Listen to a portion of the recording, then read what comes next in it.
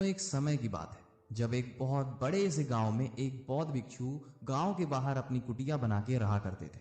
वो जो बौद्ध भिक्षु होते हैं वो बहुत ही बड़े बुद्धिमान आदमी होते हैं। वो जब गांव में भिक्षा मांगने के लिए जाते थे तो लोग उनसे भिक्षा के साथ साथ अपनी प्रॉब्लम्स भी उन्हें सुनाते थे। जो भी लोगों की समस्याएं होती थी उन भिक्षु से समझते थे और उसका समाधान भी लेते थे। और वो जो बौद्ध भिक्षु होते हैं वो बड़े ही आसानी से उनके प्रॉब्लम्स का सलूशन बता देते थे।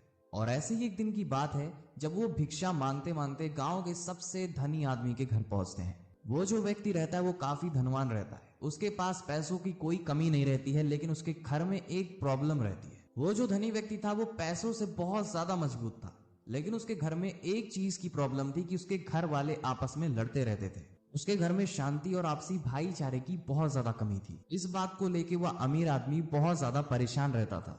और उस अमीर आदमी ने उन बौद्ध भिक्षु के काबिलियत और उनके प्रॉब्लम सॉल्विंग के बारे में सुन रखा था, जिसकी वजह से वह अमीर आदमी भी अपनी प्रॉब्लम उन बौद्ध भिक्षु को बताता है। अमीर आदमी उन बौद्ध भिक्षु से पूछता है कि ये लोग झगड़ा क्यों करते हैं आपस में।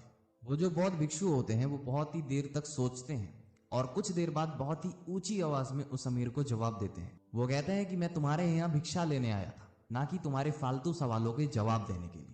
उन बौद्ध भिक्षु के मुंह से ये बात सुनते ही वह अमीर आदमी गुस्से से लाल हो जाता है। उन बौद्ध भिक्षु के मुंह से इतनी ज्यादा कड़वी बातें सुनने से वह अमीर आदमी बहुत ही ज्यादा गुस्सा हो जाता है। वह इतना तेज गुस्सा हो जाता है कि उन बौद्ध भिक्षु को जोर जोर से चिल्ला के उल्टा सीधी बातें कहने लगता है। उस अमीर आदमी ने उन बौद्ध भिक्षु से कहा, तुम कैसे स्वार्थी इंसान हो, मैंने तुम्हें भिक्षा दी, मैंने तुम्हें खाने को भोजन दिया और तुम बदले में मेरे साथ ये कर रहे हो, तुम्हारा जवाब ये रहता है। उस अमीर आदमी ने गुस्से में आके न जाने बौद्ध भिक्षु को क्या क्या कह डाला, लेकिन बौद्ध भिक्षु बिना एक शब्द बोले शांति से उस अमीर आदमी की बातें सुनते रहे। लेकिन कुछ देर के चिल्लाने के बाद जब वो अमीर आदमी शांत होता है तो बौद्ध भिक्षु मुस्कुराते हुए उससे कहते हैं, वो कहते हैं कि मेरे दोस्त, मैंने तुमसे जैसे ही बुरा बर्ताव किया तुरंत तुम गुस्सा हो गए और क्रोध में आके तुमने मुझ पे चिल्लाना शुरू कर दिया। और उसी समय अगर मैं भी तुम्हारे ऊपर क्रोधित होके चिल्लाना शुरू कर देता तो हो सकता है कि हमारे बीच बहुत ही भयंकर लड़ाई भी हो सकती थी। असल में क्रोध करना ही सभी लड़ाइयों की जड़ होती है।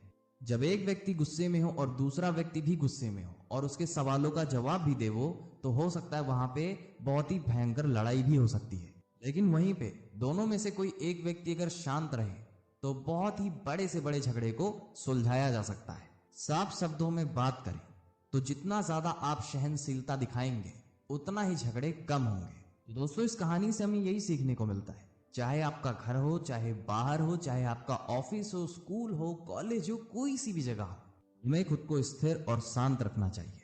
और अगर कोई हम पे गुस्सा होता है तो हमें बहुत ही शांति से और साधारण पूर्ण उसका जवाब देना चाहिए, क्योंकि अगर सामने वाला हम पे क्रोधित है और हम भी उस पे क्रोधित होना शुरू कर देते हैं तो छोटी सी छोटी बात को बहुत ही बड़ी बात बनाने में समय नहीं लगता है। उम्मीद करते हैं ये स्टोरी आपको समझ में आई होगी। कमेंट सेक्शन में बता सकते हैं कि आपको ये स्टोरी कैसी लगी। ऐसे कंटेंट्स पाना चाहते हैं तो नीचे जो सब्सक्राइब का बटन है या फॉलो का बटन है उसे प्रेस करना मत भूलिएगा।